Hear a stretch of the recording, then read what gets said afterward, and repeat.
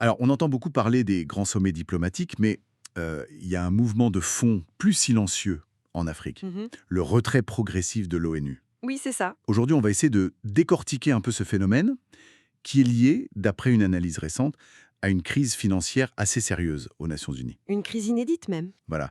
Notre objectif, c'est de comprendre un peu les causes, les impacts, humanitaires, sécuritaires, et puis même institutionnels. Qu'est-ce que ça change pour le continent, en fait? Mhm. Et donc, le point de départ de tout ça, si j'ai bien compris l'analyse, c'est une crise de trésorerie, quoi. Une crise de liquidité à l'ONU depuis 2023. C'est exactement ça. Plusieurs pays membres, et pas des moindres, tardent à payer leurs contributions. Ah oui, y compris les États-Unis, apparemment. Oui, entre autres.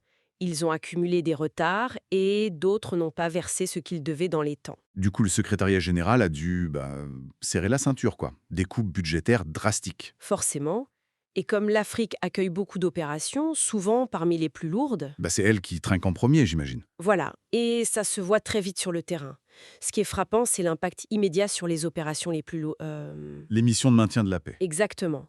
Logique budgétaire peut-être, mais les conséquences sécuritaires, elles, sont immédiates. On a des exemples concrets. Ah oui, plusieurs. Au Mali, par exemple, la MINUSMA, la mission de stabilisation, elle est partie en 2023.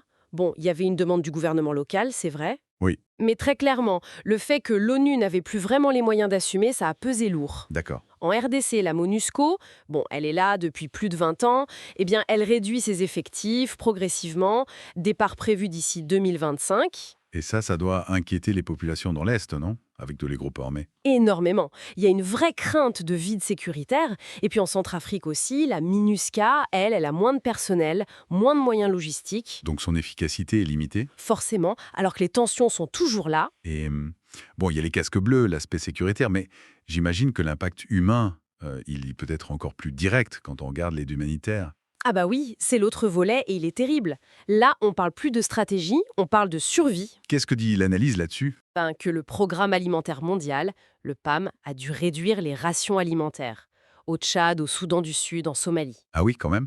Et en Éthiopie, l'UNICEF et l'OMS ont dû limiter certains programmes. Nutrition, santé maternelle, des choses essentielles. Et pour les réfugiés? Le HCR? Le HCR alerte aussi. Le sous-financement est chronique et ça menace directement l'accueil dans les grands camps. On pense à Dadaab au Kenya, Bidi Bidi en Ouganda. Des villes entières, presque. C'est vertigineux. Mais alors, si on prend encore un peu de recul, l'ONU, ce n'est pas que les militaires et l'humanitaire, si. Il y a aussi tout l'aspect politique, institutionnel. Tout à fait. Et ça, c'est peut-être moins visible médiatiquement, mais c'est crucial. L'ONU appuie les élections, la justice, la gouvernance. Et là aussi, ça coince. Oui. En Libye, par exemple, la mission politique, la manule, elle tourne un peu au ralenti. Difficile de relancer le dialogue sans moyens. Mhm. Au Soudan, la mission intégrée, l'UNITAMS, son mandat s'est affaibli juste au moment où le pays replongeait dans la guerre civile. C'est terrible. Et dans les pays en transition, Guinée, Burkina Faso. Bah, L'absence d'un acteur international neutre pour accompagner, ça fragilise les calendriers politiques, les processus démocratiques. C'est un risque. Donc, si on essaie de résumer un peu, c'est pas juste un secteur qui est touché. C'est comme si un vide se créait progressivement. Exactement. Un vide à la fois humanitaire, sécuritaire et institutionnel. Et ça dans des zones qui sont déjà hyper fragiles. Voilà. Et donc, ça pose une question fondamentale qui dépasse la simple comptabilité. Est-ce que l'Afrique peut encore vraiment compter sur l'ONU comme un pilier de stabilité? C'est une question énorme. Oui. Et l'analyse suggère que, face à ça, les États africains sont poussés à renforcer leur propre coopération via l'Union africaine, les organisations régionales comme la CEDEAO. Une sorte de prise en main régionale accélérée. C'est un peu l'idée.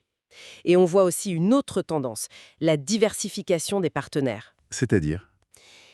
Face à ce qui est perçu comme un désengagement occidental via l'ONU, certains pays se tournent plus vers la Chine, la Russie, la Turquie, les pays du Golfe. Pour combler le vide, notamment stratégique ou sécuritaire. Oui, pour chercher d'autres appuis. Bon, tout ça dessine un paysage vraiment en pleine transformation, ce qui nous laisse peut-être avec une dernière interrogation pour nos réflexions. Mhm. Face à ce retrait de l'ONU, à ces nouvelles dynamiques mondiales, quelle nouvelle forme de coopération ou peut-être d'autonomie régionale pourrait émerger en Afrique?